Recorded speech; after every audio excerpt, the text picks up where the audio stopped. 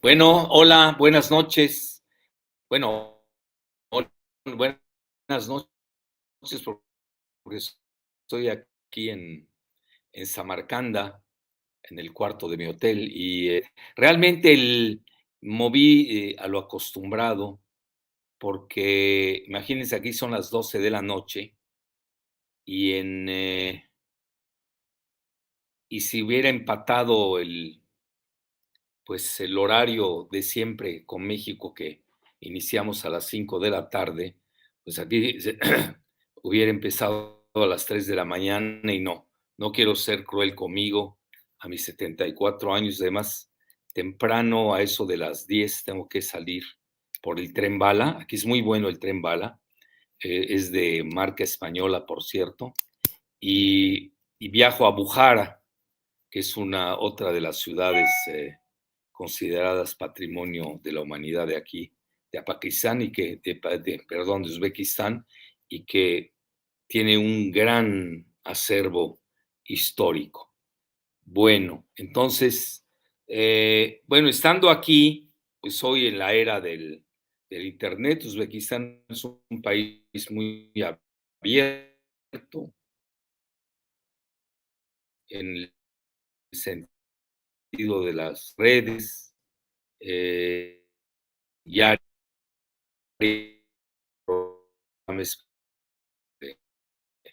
aquí mi gira por Asia Central y qué es lo que descubrí. Realmente estoy muy contento, mucho eh, el hilo de mis publicaciones en Facebook y en Instagram, básicamente. Bueno, también en Telegram y en beca.com. Bueno, en resumen, eso no, ¿por qué les digo esto? Porque pues no estuvimos alejados de la situación que impera en Francia, con el resultado de las elecciones legislativas, en Colombia, y naturalmente, pues no perdí de vista los sucesos de México. Ya ven que he estado relativamente activo en, con mis mensajes. Bueno, ¿por qué escogí este tema? Vean, realmente de Francia a Colombia, si tenemos quise hablar de las dos, porque las dos son importantes, obviamente.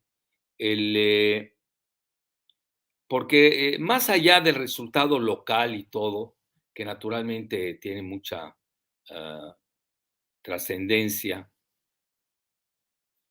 lo que a mi juicio, esa es una tesis muy personal, eh, porque tenemos que ir más allá de la noticia. Nosotros analizamos, no somos propagandistas eh, ni estamos ahí pues dando la noticia tal cual, cruda, ruda, sino que tratamos de detectar cuáles son las tendencias que se perfilaron en estas dos elecciones de Francia a Colombia, y a mi juicio es la desglobalización neoliberal política. Eso es lo que tendríamos como resultado. Y vean, y no me gusta mucho lo de izquierda-derecha, se los digo abiertamente, y vean, el resultado de Francia, las elecciones legislativas de Francia, lo demuestran mejor que nunca. Y ahí es donde nace el concepto de izquierda-derecha. Bueno, alguien me podrá corregir que 100 años antes, un siglo antes, se dio con Carlos II en Gran Bretaña o en Inglaterra, en ese momento, dio a conocer esa dicotomía de izquierda y derecha fue la Asamblea Francesa, ustedes lo recordarán, con la derecha, que eran los realistas, los girondinos, se sentaban precisamente a la derecha, así de fácil.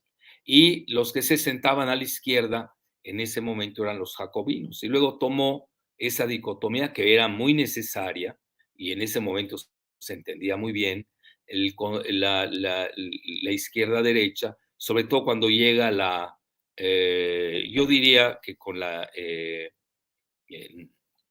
el marxismo sobre todo, toma una gran preponderancia, eh, y sí era muy significativo decir izquierda y derecha. Y luego, ya no se diga en la época bipolar de la Unión Soviética y de Estados Unidos, pues también era más que innecesario el, esa cualidad o esa de izquierda y derecha. Hoy ya no, yo luce conocer desde el punto de vista conceptual, va más allá de la izquierda y derecha, que ya no explican mucho la situación del mundo, sino hoy yo estoy más que nada en esa dicotomía de globalistas neoliberales versus, que van de capa caída, y lo estamos viendo, lo preví en el libro también, y hoy están ganando los soberanistas nacionalistas. No sé si tengas, Giselita, a la mano la portada de mi libro, no le estoy haciendo publicidad, no la necesita tampoco. Entonces, ahí la tienen. Por un lado, tienen quiénes son los globalistas neoliberales y quiénes son a la derecha, quiénes son los nacionalistas soberanistas.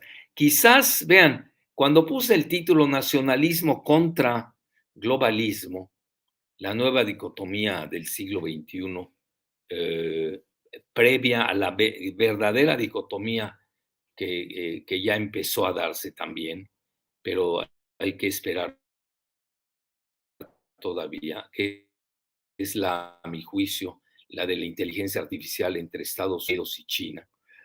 Quizás yo cometí aquí un error, no lo sé, ¿eh? Eso, aunque ya vi que Kissinger ahorita en lo que, en su postura que tomó en Ucrania, ya saben cuál es, ¿no?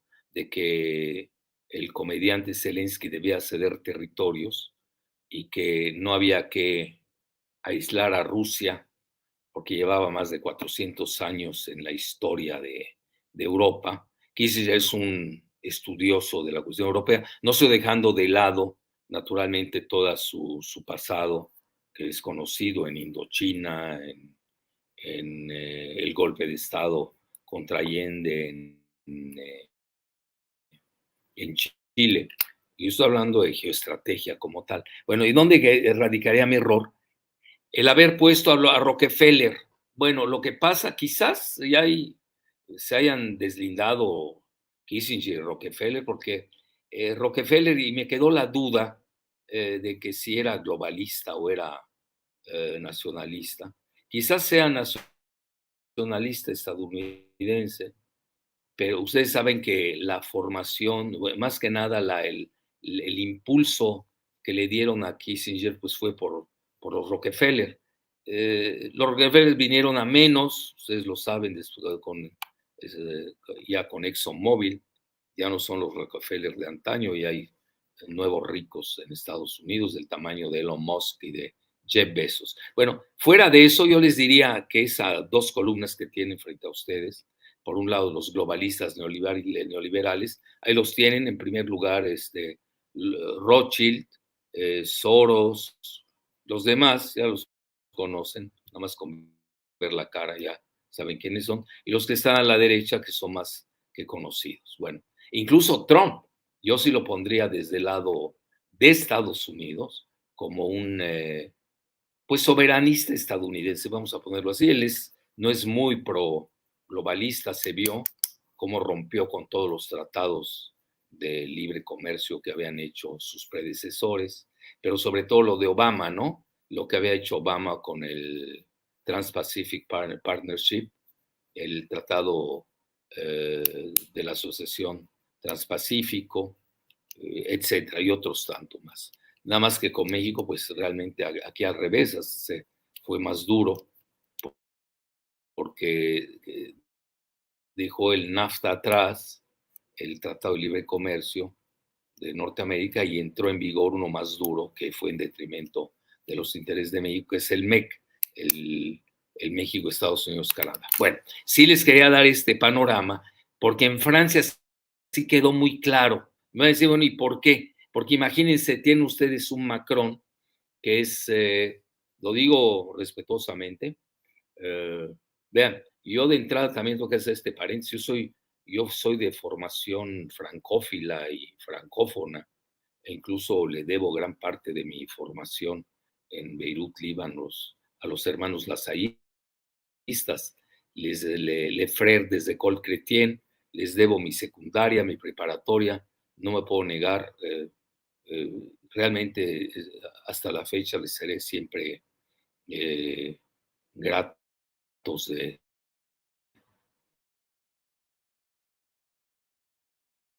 la función. Pero entonces, aquí no van a hablar de los datos duros y crudos, aún así yo soy más amigo de la verdad que de mis amigos. Entonces, y en Francia sí se vio de que un globalista neoliberal como es Macron, pues sí, no le fue bien en las elecciones legislativas a 2 meses de haber ganado la elección presidencial. Lo que pasa es que el sistema político francés también ya deja mucho que desear, eh, el de la Quinta República, como ellos le llaman, y tiene que entrar una modernidad de gobernabilidad, porque hoy lo que vimos con este resultado es que Francia sí puede entrar a una dimensión de caótica, de ingobernabilidad. Y curiosamente atrapado Macron, el globalista neoliberal, por dos extremos. Fíjense lo que son las cosas. La extrema izquierda, bueno, aquí en ese sentido, porque hay una izquierda tout court, como le dirían los franceses, tal cual, que es la conocida, la que era de Mitterrand, de Lionel Jospin, de François Hollande, de Michel Rocard, todo ese grupo, ¿no? De grandes socialistas franceses. Pero ya entró en juego Jean-Luc Mélenchon, que es un socialista todavía más radical, va más allá de la izquierda, aunque en esta ocasión sí se unió toda la izquierda en una coalición, muy interesante, por cierto. Pero sea lo que fuese, son antiglobalistas. Mélenchon, si alguien es antiglobalista, es Mélenchon.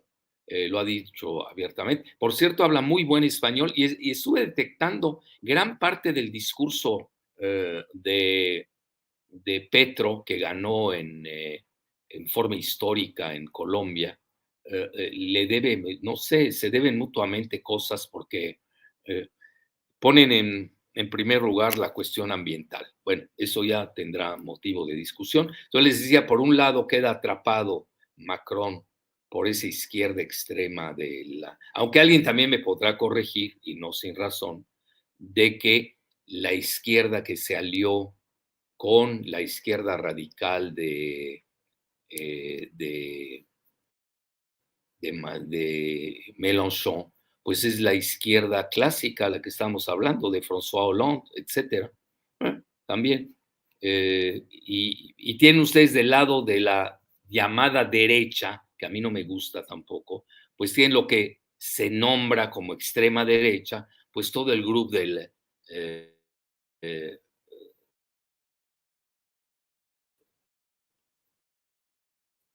todo ese grupo de Marine Le Pen, hija de su papá, ya saben que había fundado esa nación, acuérdense, Argelia, en la, él estaba en contra de cesar pues, la presencia colonial de Francia, etcétera, etcétera. Entonces, ahí yo veo que sí, Francia desmiente en los hechos esa existencia de izquierda a derecha,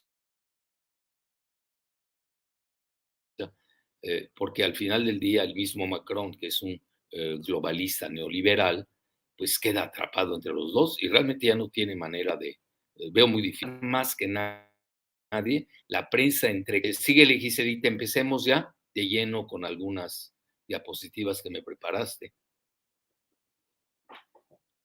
Ahí está, este es las elecciones de Francia. Vean, el gran vencedor realmente fue la abstención. Ya es un tema,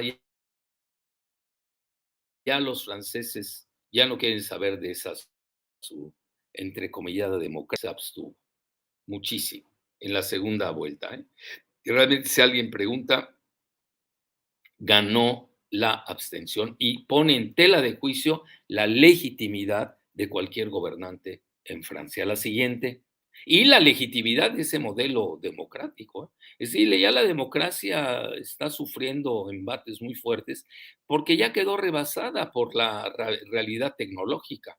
Tenemos que pensar en una nueva democracia que involucre a los ciudadanos. Y hoy ya no es una democracia. Antes yo me acuerdo la elección en Francia, yo viví en Francia, ya conozco bien al país.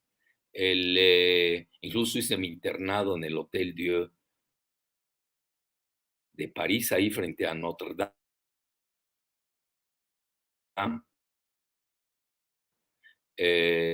el hotel en Francia, bueno, que también pues, la medicina francesa era prodigiosa, sobre todo en la cuestión clínica. Entonces sí hay que repensar muy bien este sistema ya caduco de democracia. Tenemos que entrar a la democracia del siglo XXI, la siguiente, donde la participación ciudadana es muy importante. Imagínense, antes los presidentes duraban 7 años, ahora en Francia duran 5. Yo creo que ya también es mucho 5, ¿eh? También lo tienen que pensar. No sé si 3 sea poco o 4 sea la cifra ideal. Bueno, cada país tendrá su cifra uh, muy, muy ajustable a su realidad. Bueno, la siguiente, Giselita.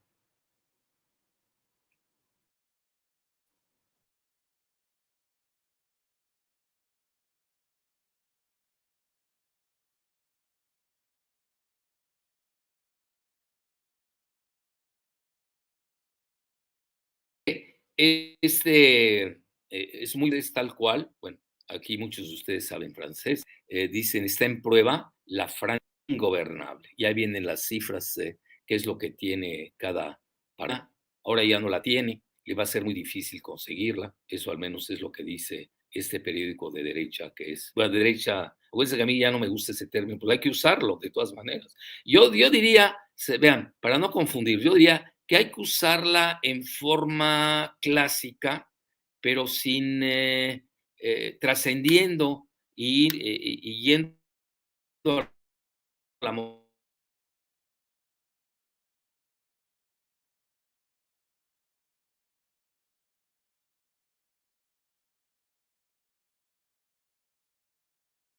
modernistas, nacionalistas, pudiera hacerlo, en lugar de poner nacionalismo contra globalismo, eh,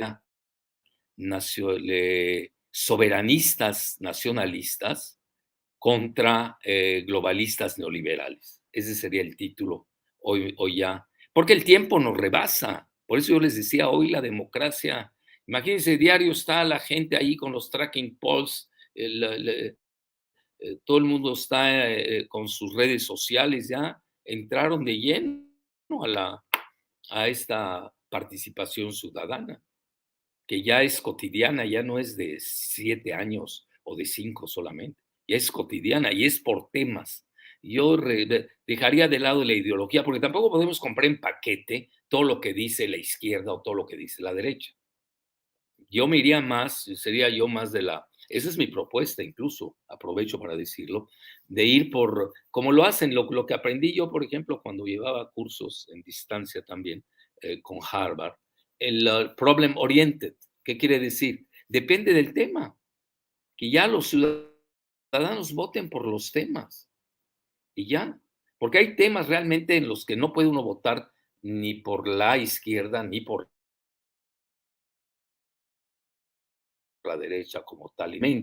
Hay que ya decidirse por temáticas y ya que la ciudadanía empiece a votar. Nada más que sí, pues vamos a estar en referenda permanente. Ya saben que referéndum es de latín y el plural es referenda. Entonces ya vamos a estar permanentemente en referenda permanente. Y también, bueno, también, digo, también la ciudadanía tiene derecho a su descanso de guerrero, como dirían los clásicos. La siguiente, Giselita. A ver, voy a poner ya mis anteojos de lectura. A ver, ahí tienen. Ahí está la prueba de que tiene Francia, una Francia ingobernable, imagínense. Ese es un artículo que hice, tiene una frase ahí que hayamos rescatado, Gisela, ¿se lo puedes subir? Bueno, me gustó mucho el artículo, que eso independiente que sea de derecha, yo ya superé esa dicotomía. Hay gente que muy valiosa, que piensa bien en la derecha, pero no en paquete, ya les dije, depende del tema. Y hay gente de la izquierda que les cuento, ¿no? Que no podemos seguir tampoco, etcétera. Bueno, la siguiente, Giselita, sigamos. Y ahí está, es el editorial, y hablan de un espectro, de un quinquenato, así les llaman ellos, mortinato, ya, imagínense, a los 2 meses, para que vean, Francia va a poner, Francia siempre ha sido icónica, ahí nace la Revolución Francesa, es única.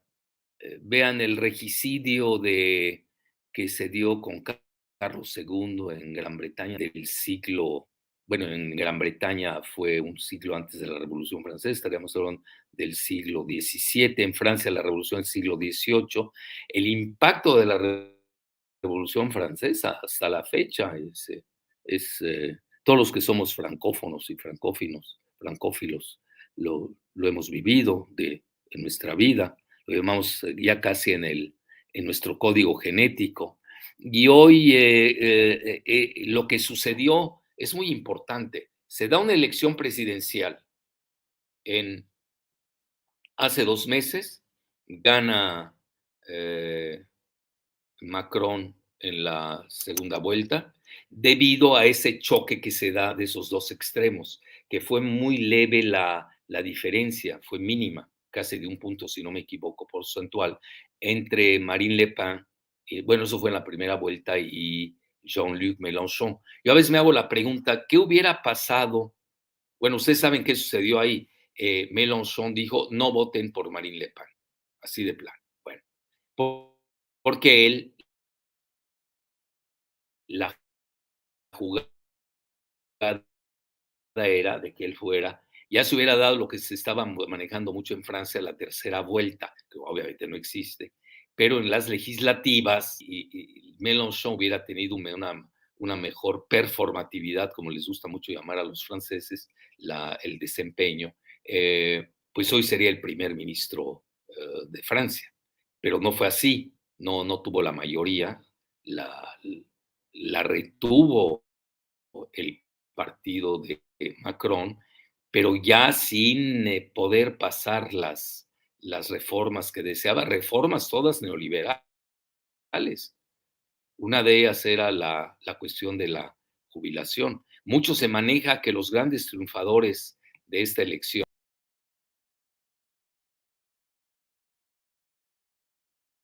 baliza neoliberal, yo no sé de qué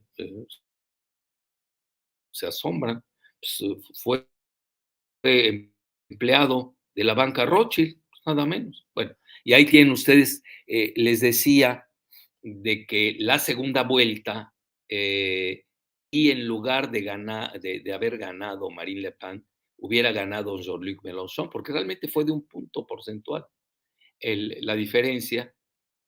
¿Qué hubiera pasado? Marine Le Pen se hubiera sumado a Jean-Luc Mélenchon, cosa que no hizo Mélenchon con Marine Le Pen.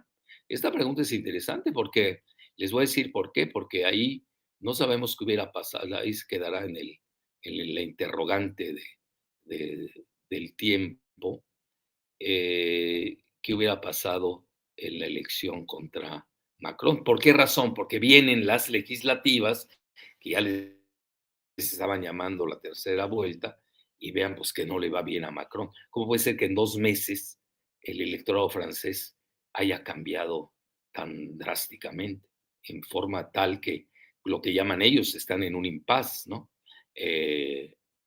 Bueno, sí, la que sigue, Giselita. Bueno, ahí les voy a ir traduciendo.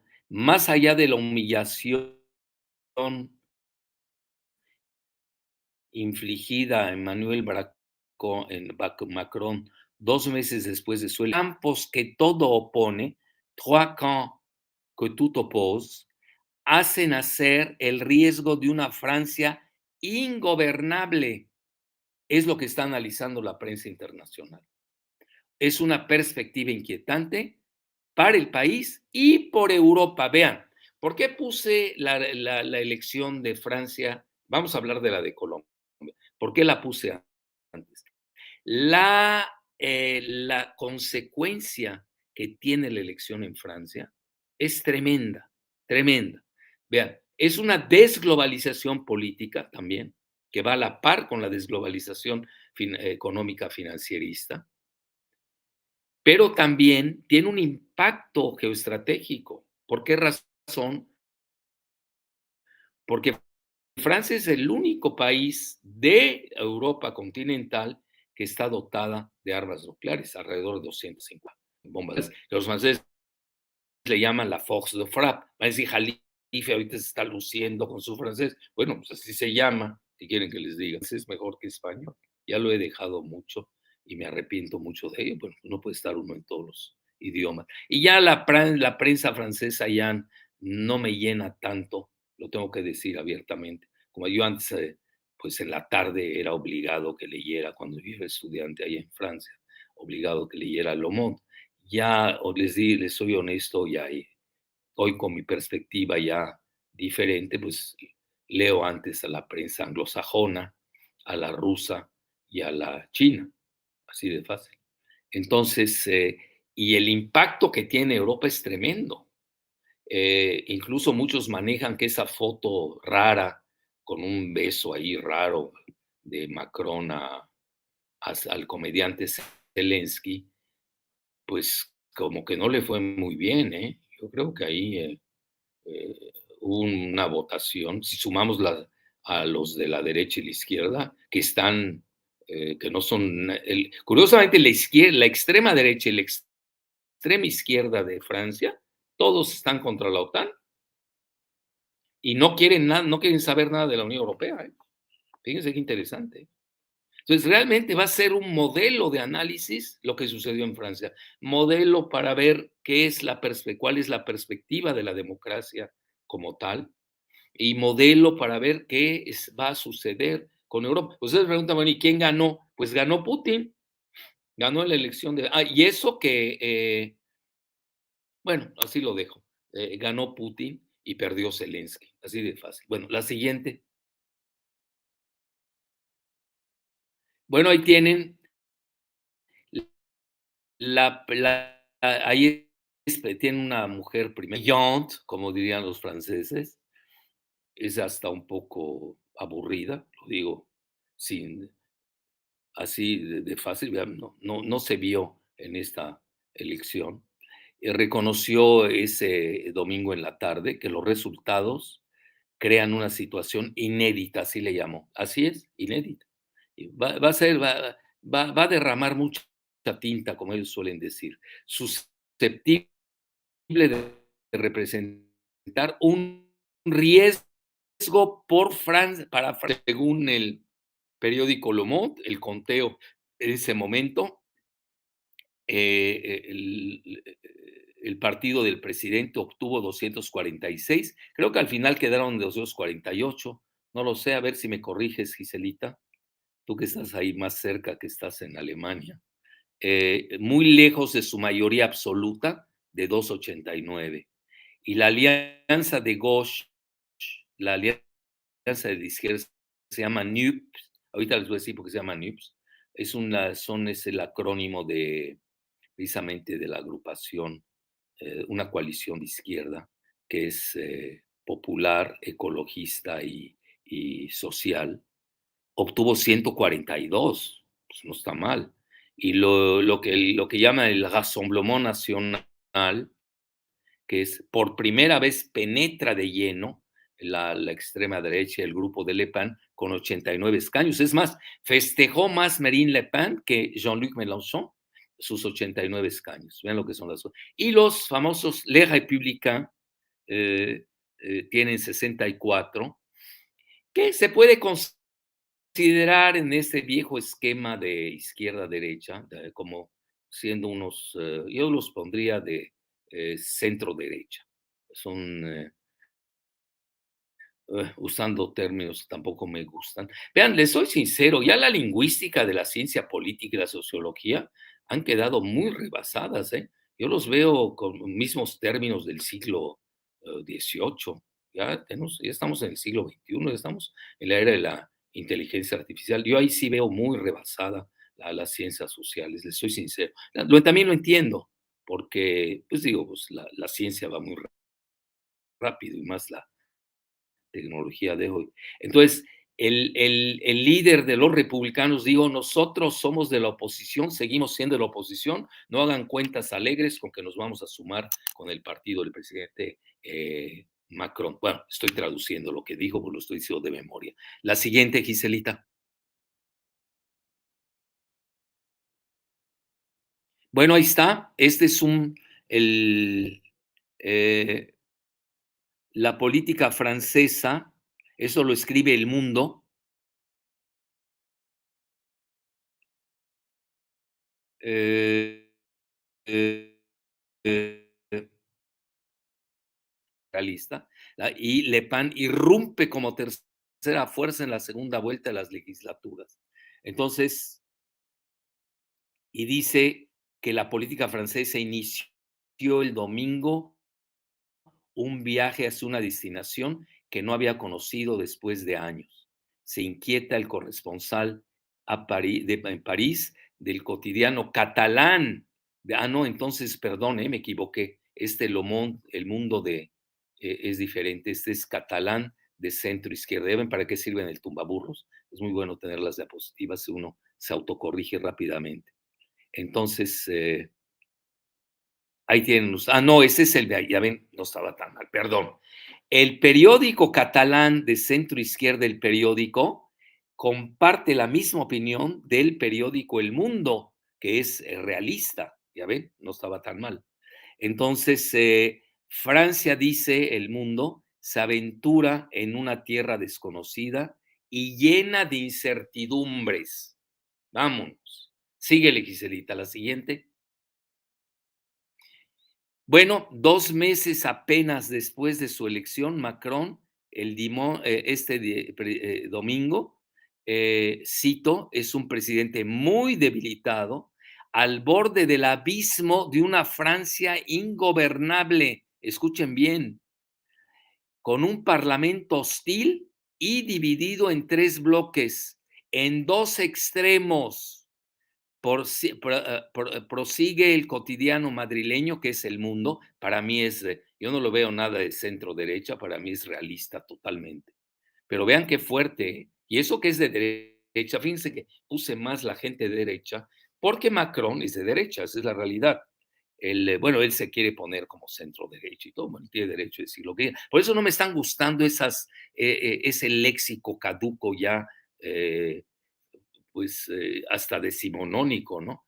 Por eso yo prefiero lo de globalistas neoliberales versus soberanistas nacionalistas. Y aquí se aplica perfecto. Los 2 extremos que manejan de izquierda y derecha son antiglobalistas neoliberales. Eso hay que decirlo abiertamente. Son nacionalistas soberanistas. Eso hay que decirlo también. Bueno, entonces, cito, es un mandato muy diferente del primero, que espera del jefe al que se espera el jefe de Estado de Francia para hacer aplicar su programa. Y deberá para ello ligar, hacer de alianzas, negociar y ceder, cosa que no sabe hacer, hay que decirlo abiertamente, Macron.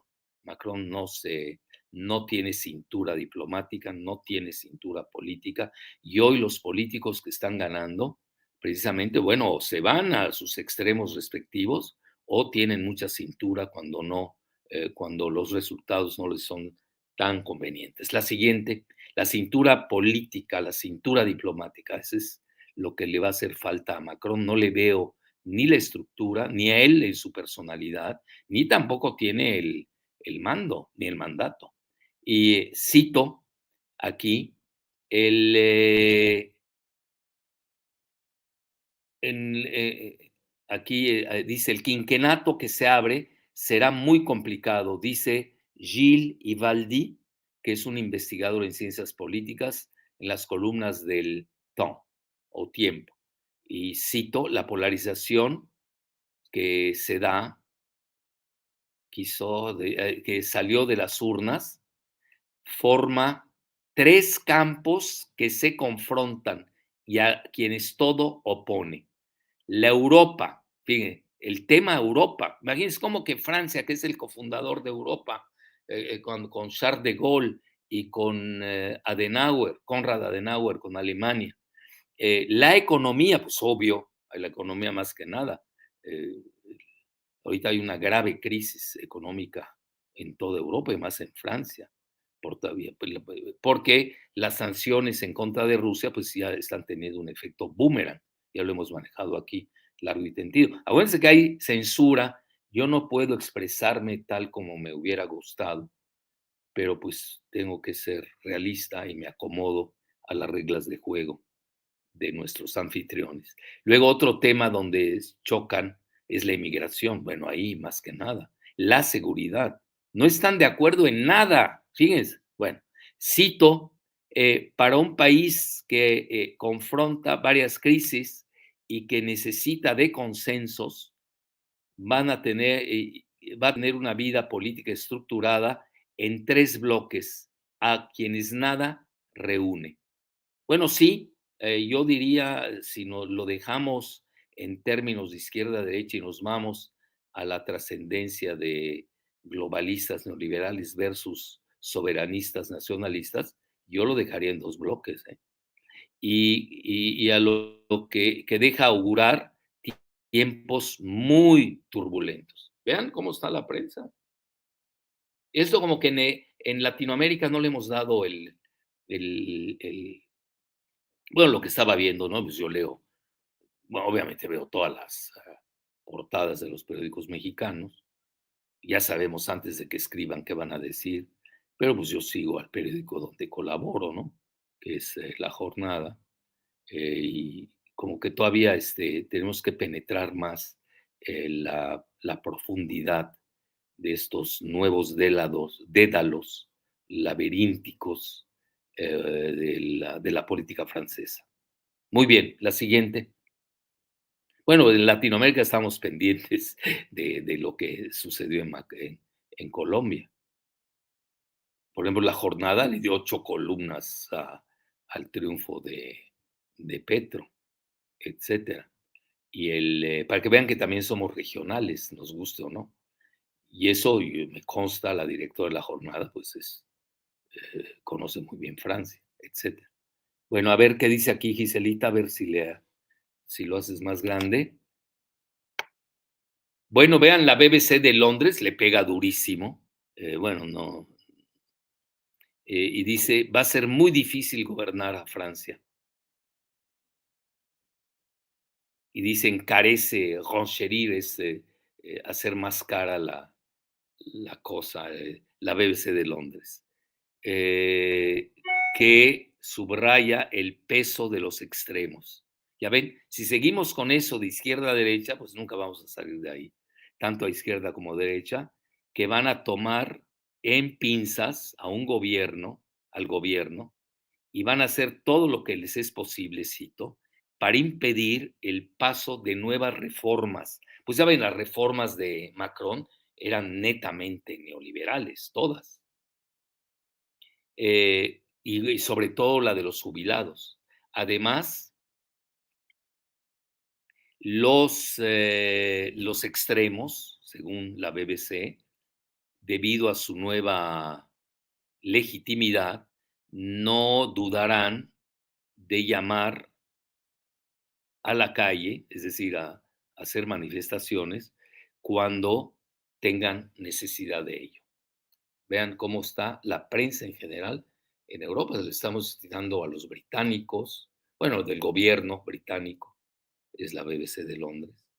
Aquellos que dicen que todo es privado en Inglaterra, para que vean que también tienen su televisora, que es muy buena, por cierto, estatal.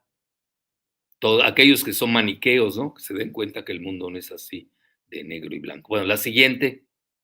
Por eso hay que ser plurales, cosmopolitas, ecuménicos. Bueno, ya les eché eh, mi arenga política. Bueno, aquí tienen, vean también aquí, ponen que Macron enfrenta 5 años de un impasse después de su asombrosa derrota parlamentaria. Yo creo que le hubiera ido hasta peor, ¿eh? Aquí lo que llamó la atención es que se dividió el voto de la división de la oposición en esa dicotomía de izquierda y derecha. Pero si realmente hubiera habido un acuerdo de la oposición, no, hombre, pues súmenle y yo creo que le hubiera ido peor a Macron. Tuvo la suerte de haber dividido, o se haya dividido sola la oposición.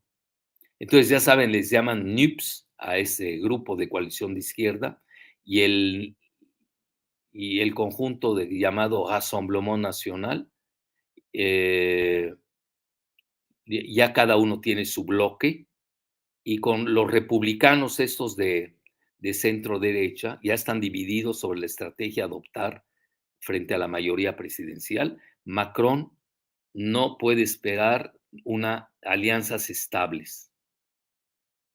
Es lo que dice la edición europea de Político. Político, por cierto, a mí me gusta mucho, es un portal, incluso es muy proclive al Partido Demócrata en Estados Unidos, pero es crítico, eso es lo bueno. Uno puede ser de donde sea, pero tiene que ser crítico, que no evada su realidad y sin perder su esencia, ¿no?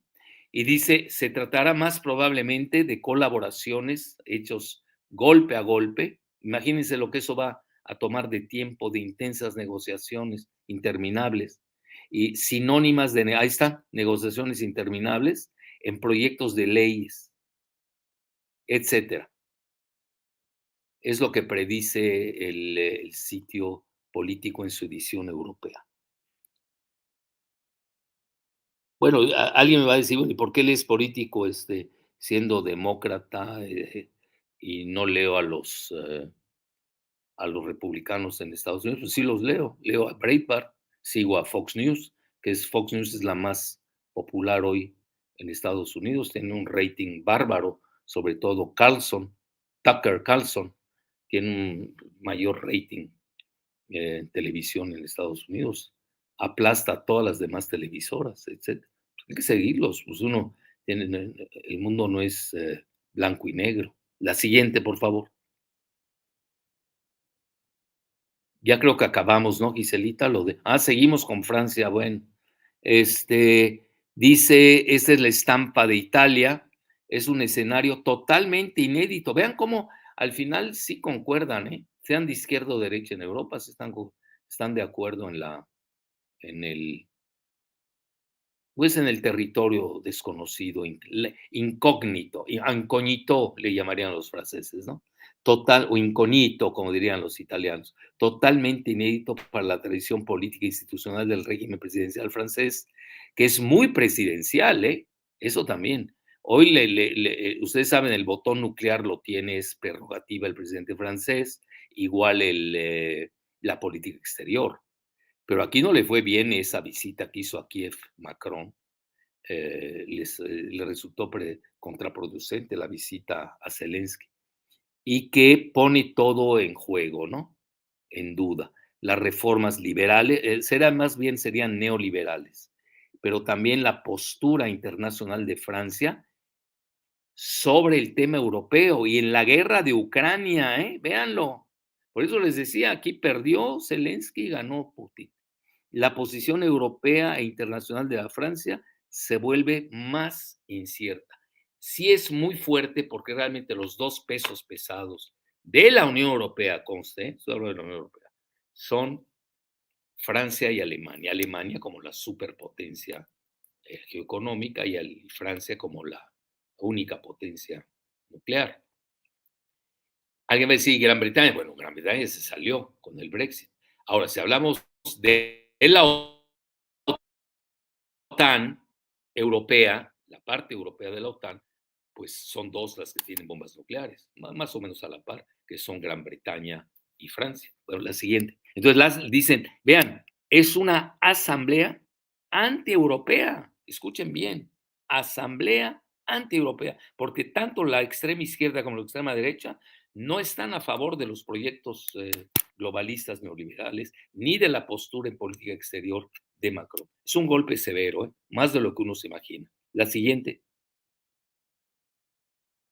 Bueno, el Washington Post comenta que fue una cachetada para Macron que va a complicar su presidencia en un momento donde Europa enfrenta desafíos fundamentales provocados por la guerra en Ucrania, lo que decíamos. Ahí está. In a major blow, bueno, golpe, cachetada, aquí de sus amigos de Correa Internacional lo tradujeron como cachetada. Macron pierde su mayoría absoluta en el Parlamento francés. Realmente es asamblea, porque ellos no se manejan como tal, ¿no? Como legisladores unicamerales, realmente.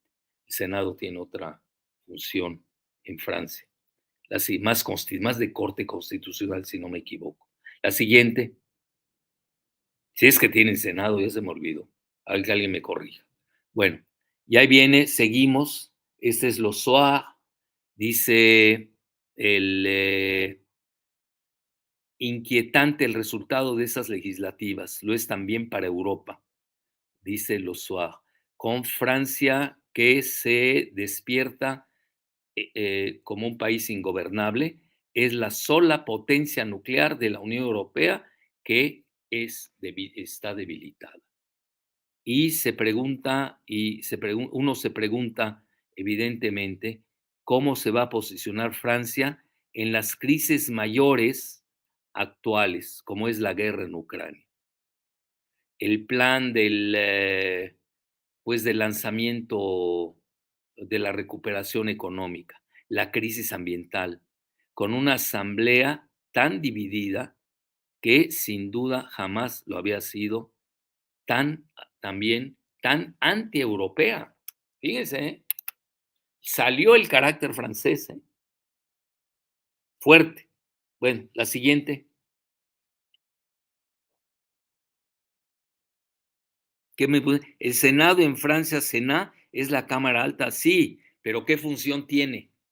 No tiene la misma función, por ejemplo, de Estados Unidos, de que puede pasar las enmiendas o una se la pasa a la Cámara Baja, etcétera.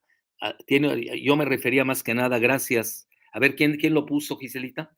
Para contestarle. Leí Velasco, ¿no? No, Ventura, Nelson. Y yo quería saber cuál es su función. Y para mí es más de corte constitucional. Eso es lo que quería saber. Pero sí existe. Bueno, qué bueno. Ya me estaba.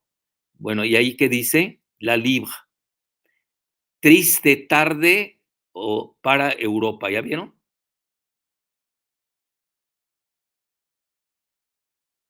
Bueno, al diapasón, ese es de Bruselas, ahí muy cerca de donde está Giselita, Bruselas, la Libre, Belgique, evoca una triste tarde para Europa. Vean, para Europa, ¿eh? Pues sí, porque el peso de Francia es tremendo, tremendo. Eh, y además pesa mucho ideológicamente Francia, quien gobierne en turno. Cito la Francia de Macron en el contexto geoestratégico que se conoce ahora, que se vive, debería haber jugado un papel motor con Alemania para confrontar los desafíos gigantescos que de la invasión de Ucrania por Rusia que ha dado a los europeos, como es la defensa, la transición energética, etcétera. Ahí tienen ustedes un presidente muy debilitado de ahora en adelante, antes mismo de haber realmente comenzado. Pues sí, 2 meses, imagínense. No entendió Macron su coyuntura. Muchos le critican su altivez, su alejamiento de la gente, su elitismo, todo eso ha sido muy criticado Macron. Siendo un aparachic elitista, así también lo han catalogado. La siguiente. Bueno, muy bien. Creo que ya con eso acabamos, ¿no? Me gustó mucho lo de la cuestión geoestratégica. A ver, me dice Fernando Andrés Salazar Fernández, las dos asambleas, la nacional y el Senado, deben aprobar el texto antes de ser promulgado. Bueno, muchas gracias. La siguiente, pero como que el Senado en Francia no tiene ese rol tan relevante como lo tiene la Asamblea, ¿eh? Bueno, en Estados Unidos el Senado, olvídense, un senator, olvídense, se come al pobre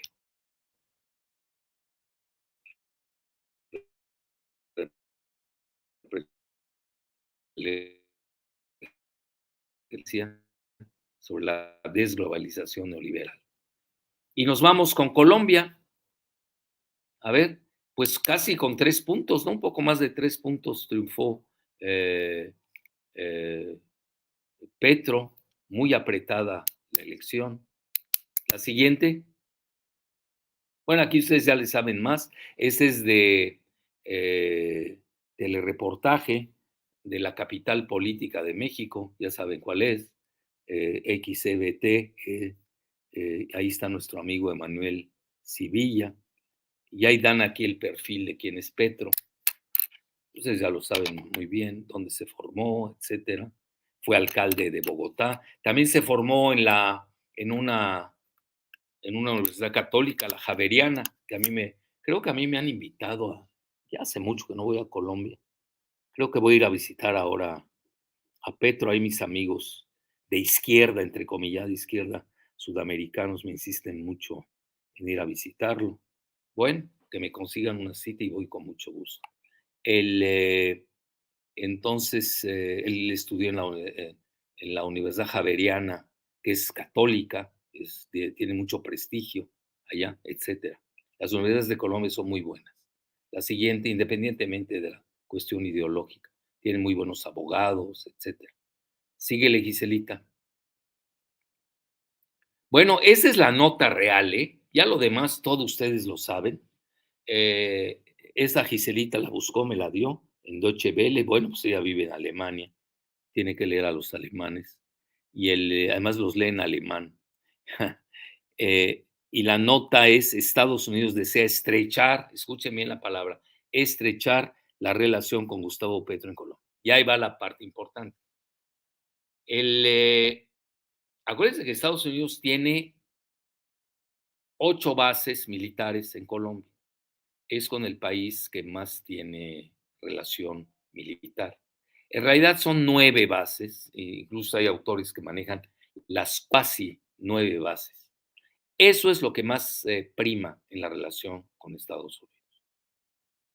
Y ahí sí, pues tiene una papa caliente Petro. Vean, yo al ver no vi disturbios, no desestabilizaron al país previo a la elección. Son señales, estoy leyendo tras bambalinas, de que algo se negoció para haber llegado a esta declaración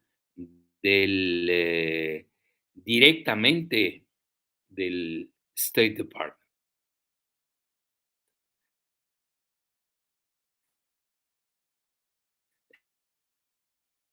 Eh, Han previamente contactos bajo la mesa o tras bambalinas. Y van ustedes, ¿por qué? Pues por eso, por las 8 bases o 9 cuasi bases que tiene Estados Unidos ahí. Y ustedes saben que el Mar Caribe es el soft belly con el Golfo de México. El Mar Caribe es catalogado como el bajo vientre, así se traduce, soft belly de Estados Unidos. Pues si a alguien le conviene tener una excelente relación con Colombia, aunque haya cambiado de color, pues es con Colombia. Y yo no he escuchado nada de Petro que se refiera a pedir la salida o cerrar las bases militares de Estados Unidos en Colombia. No he leído nada. Si alguien leyó algo, por favor que nos los haga saber. No he leído su postura al respecto, lo cual habla de que sí, bueno, estoy leyendo, ahora sí que en el meta-análisis, tras bambalinas, de que seguramente hubieron contactos al respecto. No, si no, ya lo hubieran desestabilizado. O si no, vamos a ver luego si sigue la gobernabilidad. Fíjense, la gobernabilidad es muy importante, no es nada más ganar la elección. Vean aquí, por ejemplo, si nos vamos a izquierda, derecha, ¿en qué cambiaría la situación de Estados Unidos con Colombia a nivel militar y su relación bilateral. No hubo cambio, si es izquierda y derecha. ¿Cómo va a ser la relación de Petro, que él fue guerrillero, exguerrillero, con los paramilitares, que son muy poderosos? Ahora, lo que sí es contundente en Colombia es que ya desde la primera vuelta fue noqueado el uribismo, Uribe, todo el grupo de Medellín salió noqueado. Todo lo que representa Medellín, ya saben, para no meter, fueron terriblemente derrotados. El primer aliado de Uribe, que obviamente Duque era pues un pelele de Uribe, es Felipe Calderón. Está toda la fauna globalista neoliberal de México. Son los grandes aliados de Uribe y de Duque, allá en Colombia. Ya saben, los Krause, los Gutman, Castañeda sobre todo, el, el Zuckerman, la Dre, que se cree de la aristocracia, pobre cuate, ¿no? Cheto, Camín, imagínense, ahí, se cree de la aristocracia, ahí se da unas ínfoles que para qué les cuento. Bueno, yo tengo su expediente de Chetumal, nunca, todavía no lo saco. Sigamos, Giselita, ¿cuál sigue?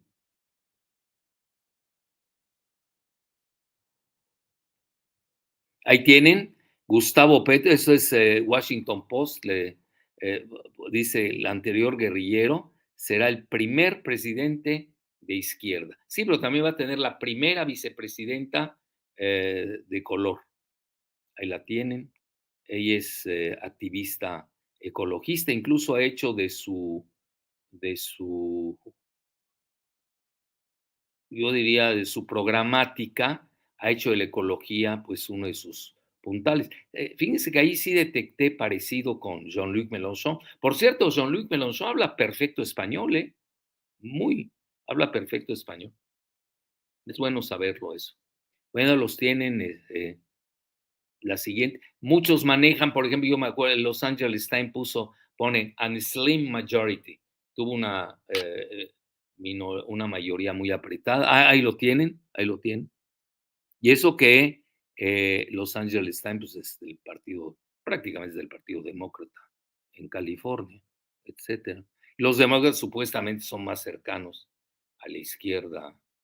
Por eso a mí esos términos ya de veras que han quedado rebasados.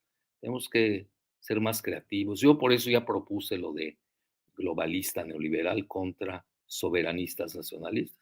Lo aceptan quienes quieran, los que no, pero a mí me da muchos dividendos, lo entiendo mejor los eventos. No sin dejar y sin despreciar tampoco el, la vieja de economía izquierda-derecha que sirve en muchas cosas, pero en otras no. Por ejemplo, vean, en México, el famoso, bueno, ya el muerto, ¿no? Ya acá muerto, nada más falta darle la sepultura católica o cristiana, como quieran, a los del PRD en México. Pues eran neoliberales, votaron por todas las reformas neoliberales de Peña y de Videgaray, bueno, más de Videgaray. Pues, ¿cómo puede ser izquierda eso? En Gran Bretaña es flagrante. No es lo mismo la izquierda de Jeremy Corbyn, que está casado con nuestra amiga mexicana, en terceras nupcias, y que la izquierda, dentro del Partido Laborista, que la izquierda globalista abiertamente de Gordon Brown y de Tony Blair. Pues eso ya no sirve.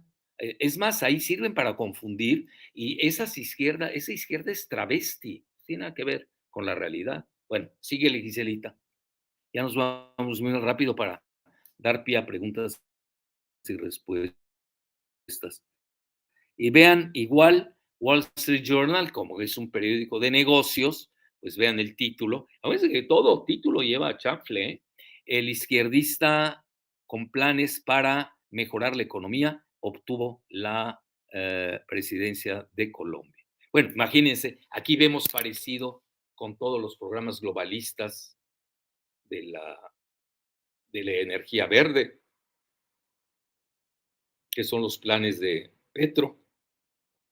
para que vean que de repente hay contradicciones, muy entrecomilladas. Sí, pero cuando vemos más contradicciones que afirmaciones, pues ya empieza a preocupar. Bueno, la siguiente, Giselita, creo que ya acabamos, ¿no? Tú ibas a poner algunas, ¿no? Ah, ya, listo. Con una inminente victoria de Lula da Silva en Brasil y la victoria de Petro en Colombia, se podría conseguir un nuevo eje autárquico en la. Hoy tuve una discusión muy amable, porque es mi gran amigo, un ex senador paraguayo, Alberto Grillón, y pues estaba muy entusiasta con el triunfo de Petro, él lo conoce, él, y me decía que es el nuevo líder de Latinoamérica. Dije, relax, relájate, mi querido Alberto. Porque aquí cuentan mucho las dimensiones. Colombia ya es, yo sí pondría que sería en el ranking de países de Latinoamérica, ya viene en tercer lugar, ¿eh? Muy calladita, pero ya desplazó a Argentina, incluso en población, tiene ya más de 50 millones de habitantes, y en economía, hay que reconocer, le ha ido bien con el petróleo, eso también lo tiene que pensar muy bien Petro, no vaya en la época donde está subiendo el petróleo a sacrificar muchas cosas, ¿no? Entonces, sí, yo, yo pongo Colombia ser un líder. De Cuba también tenía un gran líder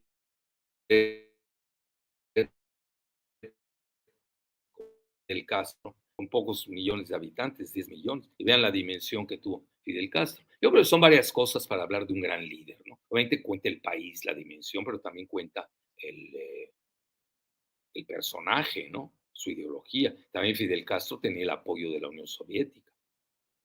Entonces, en relación, primero que nada, si gana Lula, pues Lula y Andrés Manuel se van a disputar el liderazgo de Latinoamérica.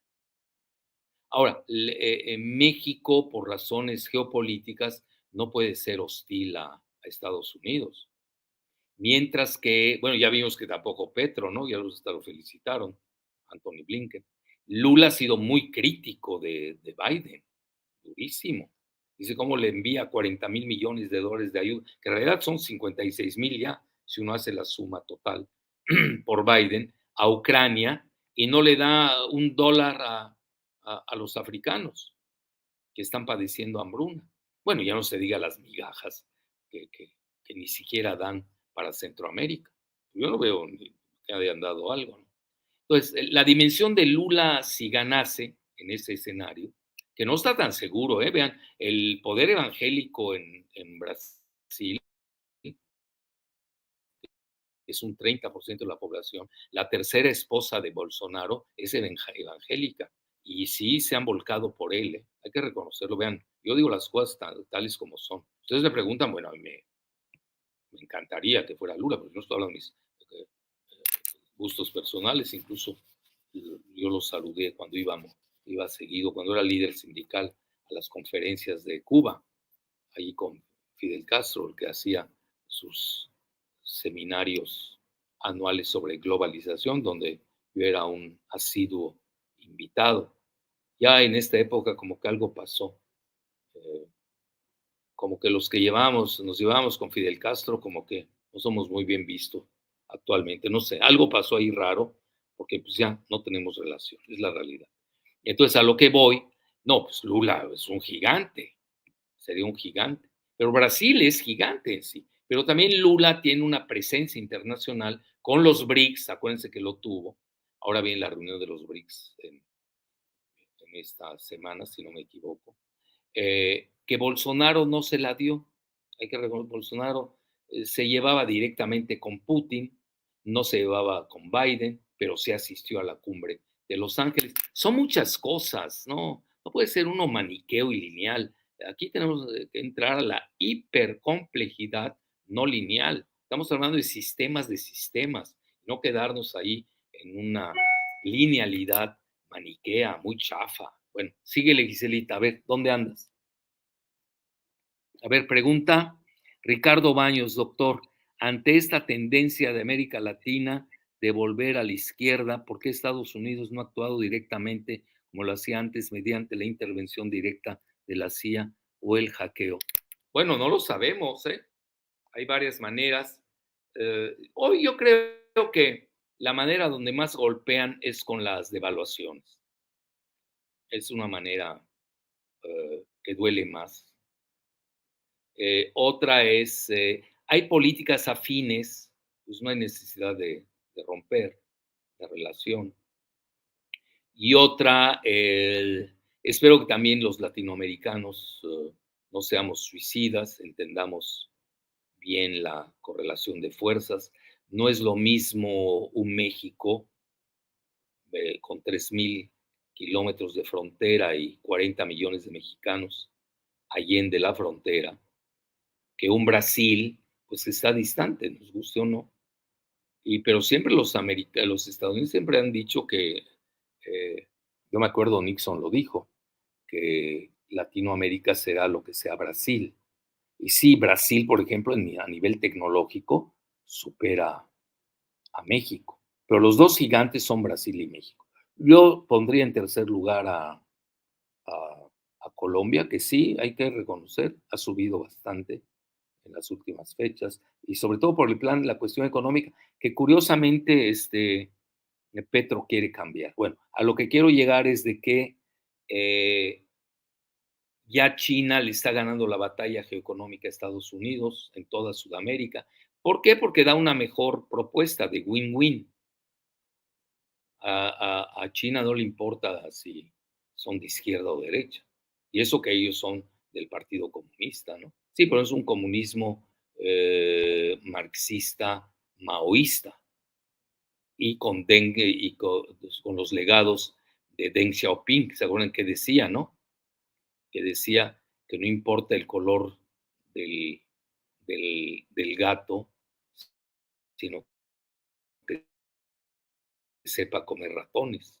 Es decir, no es así. Por eso a mí eso de izquierda a derecha sí ya me molesta, incluso me fastidia en el siglo XXI. Ahí, vean todos los ejemplos que les he dado donde se cae esa dicotomía. Es decir, ¿cómo es que China, siendo comunista, eh, eh, eh, eh, a ver, díganle a ese grupo de los tres Lozanos, ¿no? Ya saben quiénes son los tres Lozanos. Son comunistas. ¿Cómo? Porque tienes relación con China comunista. Bueno, imagínense. Bueno, eso es un primitivismo cavernícola. No analizan. Son maniqueos, pero maniqueos chafas de la época cavernícola, del Paleolítico inferior. Todavía dijeras, bueno, son maniqueos del siglo XXI, ni eso. Bueno, entonces hoy son diferentes las maneras de abordar. Vean, la primera, les doy el ejemplo. El arma que usó Biden para contrarrestar la operación especial militar de Rusia en, en Ucrania, pues fueron las sanciones catastróficas. Lo que pasa es que ya los rusos las estaban esperando, se han estado preparando a ellas desde el 2008 y no tuvieron efecto, al contrario, tuvieron un efecto contraproducente, boomerang. Muchos dicen que ahí hasta Europa, que no debe haberse metido en este jueguito, pues se disparó al pie. No, yo diría se disparó a la femoral y quizás hasta la yugular al mismo tiempo. Bueno, muy bien. Muy buena pregunta, ¿eh? La siguiente.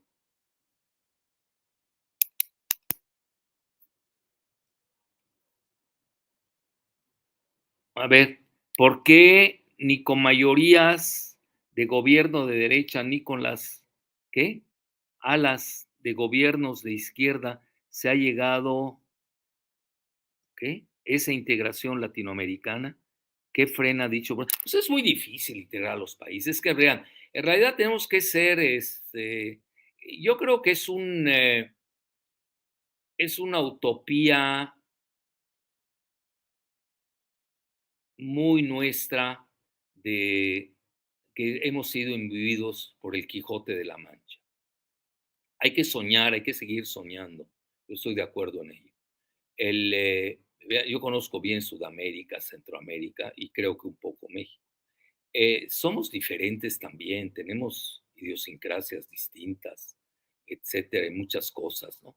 Entonces, hay que empezar, a mi juicio, por regiones. Vean, incluso en Brasil hablan más de Sudamérica que de Centroamérica y, y-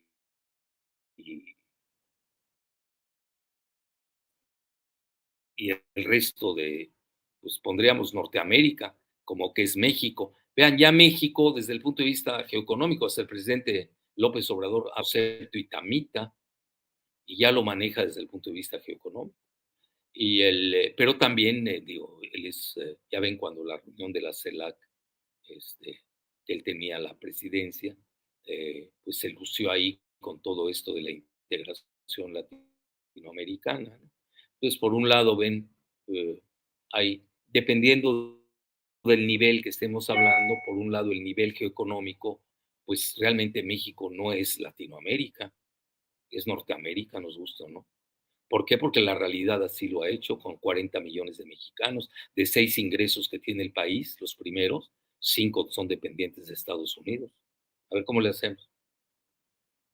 Nosotros nos hemos integrado más, curiosamente, a Estados Unidos desde el punto de vista geoeconómico y también demográfico. Imagínense, tenemos 40 millones de, de mexicanos en Estados Unidos, que yo ni creo esa cifra, ¿eh? Están subreportadas por el censo de Estados Unidos, que es muy discriminativo hacia México. Incluso nos llaman latinos o hispanics, ese terminajo de hispanics. Nosotros somos mexicanos, ¿por qué no nos dicen mexicanos? Obviamente tiene connotaciones geopolíticas y de retrohistoria, tampoco les conviene. Pero la realidad es que somos Norteamérica a ese nivel. Y fíjense, 40 millones de mexicanos, pues es casi Colombia, es casi Argentina. Bueno, Argentina creo que anda en 45, ¿no? Y ya no me hablen de Uruguay, que cuántos tiene Uruguay, 6 millones, ¿no? 3, que alguien me corrija por ahí. Y son los que nos dan lecciones. Imagínense, sale el Almagro, que viene de un país, lo digo respetuosamente, de 3 o de 6 millones de habitantes. Nos viene a dar lecciones a los mexicanos, que somos ya casi 200 millones. 140 aquí, 40 en Estados Unidos, que son más amigos, 180, más los que, pues ya cerca de los 200 millones. ¿Cómo? Pues, obviamente eso, por eso han hecho muy bien, tanto Marcelo Ebrard como el presidente López Obrador, de poner en su lugar a este Almagro, ¿no? Que nos va a dictar quién va a gobernar y quién no va a gobernar en Latinoamérica. Es difícil, hay que tenerlo, y vean, yo soy de esta idea, en la teoría hay que tenerlo como marco de referencia, nosotros somos latinoamericanos, no somos anglosajones, el, como referencia, como un ideal, ese es el ideal de nuestro Quijote de la Mancha, nuestra estrella polar, eso tiene que ser Latinoamérica. Pero tenemos que integrarnos primero, eh, pues muy regionalmente o subregionalmente. Vean, los países del Caribe, pues muchos de ellos, lo digo respetuosamente, pues ¿qué tienen de latinoamericanos? Quiten a Cuba, quiten a República Dominicana, no sé si Haití, alguien, los veo más franco-afro, incluso Kamala Harris, si no me equivoco, su familia viene de ahí, de Haití, sí, creo, o de Jamaica, algo así. Bueno, ahí ya estaba elucubrando. A lo que voy es de que hay muchos países, las Guyanas, por ejemplo, pero lo que es, yo creo que primero hay que ver los países andinos como tales, los países del Mercosur, vean, el Mercosur no ha progresado, también no nos han dejado, eso es real, ¿eh? Pero tenemos que tener un buen proyecto. Vean ahorita Europa cómo está. Yo siempre manejé el ejemplo para UNASUR, el ejemplo de la Unión Europea. Hoy me estaría desmintiendo. Es decir, ya evolucionó el mundo. Tenemos que tener otro concepto. Sí tener como ideal, como parámetro, el, el, la integración latinoamericana, pero tenemos que también operar en consecuencia cada quien en su propia región. Por ejemplo, ha sido de alta maniobrabilidad lo que ha hecho el presidente de Norteamérica, como lo habían hecho, que nos guste o no, la integración con Norteamérica le hicieron presidentes neoliberales de México. Salinas fue el primero que inició. y los siguientes los siguieron, los que lo antecedieron. Y él no ha roto con ese modelo, pues nos guste o no, geoeconómico neoliberal. Y al mismo tiempo, pues sí piensa Latinoamérica. Ya ven, incluso pidió la, pues la invitación a la Cumbre de Los Ángeles. Lamentablemente no cometió, a mi juicio, un error Biden. Le faltó cintura diplomática, es lo que yo hablo. No pueden ser así tan burdos, ¿no? Como paquetes, se mueven de un lado a otro. Hay que tener también cintura diplomática, cintura política. Pues no fue a la cumbre porque no invitaron a Cuba, Venezuela y a Nicaragua, que son muchos países de Latinoamérica no quieren a Cuba, a Venezuela y a Nicaragua y viceversa. Entonces, está dividida ideológicamente Latinoamérica. Y hay muchas Latinoaméricas, ¿eh? Ustedes lo hacen, yo antes lo hacía mucho, ven ustedes la nivelación del Producto Interno Bruto, se van a ir de espaldas. Primer lugar, Brasil, así. El doble es el equivalente a toda Sudamérica. Luego, segundo lugar, México. Creo que nosotros andamos en la mitad de Brasil, Producto Interno Bruto. Les estoy hablando semi-cuantitativamente y cualitativamente. Y luego, en segundo lugar, pues pondría yo, antes, imagínense, en un momento con Chávez, lo digo tal cual, no es que yo soy realista, venían ya en tercer lugar, ¿eh? Hoy lo tiene Colombia. Argentina era el primer país de Latinoamérica a inicios del siglo XX. ¿Qué pasó con Argentina? Vean cómo está Argentina. Que nos duele, obviamente. Tenemos el idioma en común. Veo cómo los pueblos túrquicos, pues sí tienen relaciones, ya están pensando en una unión económica eh, euroasiática, pero más que nada sí tienen en común su origen turco-mongólico, no lo pierden de vista. Tenemos que tener una identidad que vaya más allá de término latinoamericano, tenemos que definirla bien, qué es Latinoamérica, y eso ayudaría mucho. A mí me gusta, ojalá nos integrara, pero ¿quién la va a gobernar? ¿Cómo la vamos a gobernar? Todo eso. Pues yo creo hay que pensar muy bien ese ideal que a mí me encanta, pero pues, tengo que ser realista. Entonces les comentaba, en segundo nivel venía México, en tercer nivel ya venía, puedo poner a Colombia, Venezuela, Perú, y eso vean cómo anda Perú, a Chile, ese es el nivel, en tercer nivel. Incluso Rüdiger Dorbus, cuando aquí Krause y su revistucha, esta, garabatos, ¿cómo se llama? Garabatos esclavos, el, porque son esclavos al modelo neoliberal global. Ahí tiene una portada inolvidable, jamás se va a olvidar. Dicen Chile, el modelo a seguir. Imagínense. El pinochetismo golpista neoliberal. Eso es Krause en México. Tan es así que ni los chilenos lo quisieron. Y hoy gobierna una izquierdista. Que vean cómo se equivocan. Si aquí lo peor no es hablar hoy, es volver a reescucharse 5, 10, 20 años después. Y hace uno el ridículo muchas veces. Ten mucho cuidado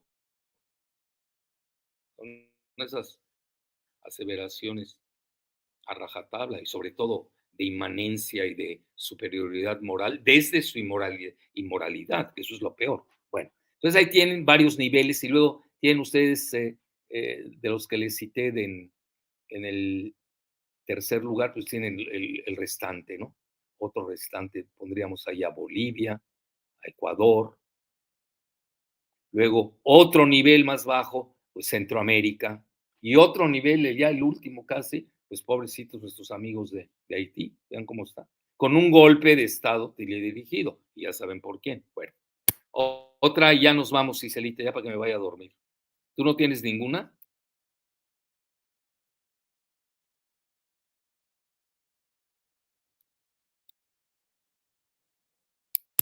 A ver qué dice. Estamos viendo el fin del macartismo. No, del monroísmo quiso poner Andrés López, no del macartismo. Pues en Estados Unidos se está viviendo ahora, hay un neomacartismo interno. Vean lo que pasó con lo del Capitolio, etcétera, y las consecuencias. No, yo diría el monroísmo. Pues sí, sí, pero no por las elecciones, sino a nivel geoeconómico, por la entrada de China a Sudamérica, que irrumpió en forma espectacular. Todavía a nivel militar, yo no me atrevería a decir que es el fin del monroísmo. No me atrevería. Vamos a ver ahora con la incursión de Rusia en Nicaragua, donde ya el presidente nicaragüense Ortega aceptó la presencia militar rusa, a ver qué consecuencias tiene ello. Eso es un juego ahí de ajedrez, una réplica de lo que está haciendo Estados Unidos en Ucrania, ¿no? Por eso yo le llamo la otanización de Nicaragua o del Mar Caribe. Vean, lo primero que hace Anthony Blinken es felicitar a, a Petro. Ahora sí, yo les diría, una elección no hace un verano. Una golondrina no hace un verano. Una elección no anula el monroísmo. Que acuérdense, es una doctrina de 1823. Estados Unidos también tiene que repensar muy bien la forma de abordar Latinoamérica. Lo que hicieron en la cumbre de Los Ángeles, ya lo vieron ustedes, yo he sido un crítico cartesiano de ello, y yo creo que perdieron una gran oportunidad eh, diplomática para acercarse con Latinoamérica. Los demás pues, son muy dependientes económicamente de Estados Unidos todavía, a flagelar en pleno rostro al, pues a una de las, pues, ¿qué sería Estados Unidos hoy? La segunda o primera, depende cómo se mida por el Producto Interno Bruto. Si en nominal, pues sí, sigue siendo la primera superpotencia mundial. Pero si nos vamos al poder de paridad de compra y el poder adquisitivo, pues ya es China. Entonces hay que tener mucho cuidado. Son momentos, vamos a ver cosas, ya todo el pasado que conocíamos, yo creo que ya en Latinoamérica se está forjando una nueva dinámica. Y yo concluiría con esto. Así como se dio ya la desglobalización globalista, eh, lo que es equiparable también, su reflejo en espejo, que es la desglobalización política. ¿Y cuál es la desglobalización política, a mi juicio? Es precisamente la caída de los globalistas neoliberales. ¿Y qué está tomando su lugar? Los soberanistas nacionalistas, independientemente que sean de izquierda y derecha. No caigamos en esa trampa. Bueno, hasta la próxima, muy amables. Yo espero estar ya el lunes próximo. Si no me sigo por acá, pues ya estaré en México. Hasta la próxima, muy amables, ¿eh? Suerte.